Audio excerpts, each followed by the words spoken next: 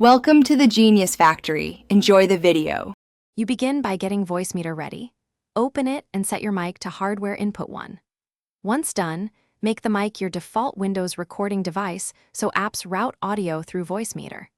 Make sure you choose a WDM or KS driver if available. This reduces latency and prevents double processing. You do this because consistent driver selection avoids pops and lets Voicemeeter's processing chain handle noise reduction predictably. Now move to routing so the noise gates and compressors will work correctly. Now you configure the noise tools. Start with the gate, lower the threshold until background noise is muted between speech, and increase hold slightly so words don't chop off. This removes constant hum. Next, enable the compressor to even dynamics, set a moderate ratio and fast attack so breaths don't trigger noise gates. This keeps levels steady. Finally, apply the built-in EQ. Roll off under about 80 Hz to drop rumble and notch any persistent frequency.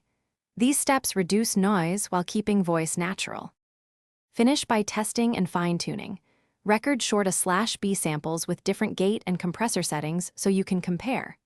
Once satisfied, balance output levels and send Voicemeeter's virtual output to your streaming or recording app. Make sure buffer sizes aren't so small they cause clicks. Increase them if you hear artifacts.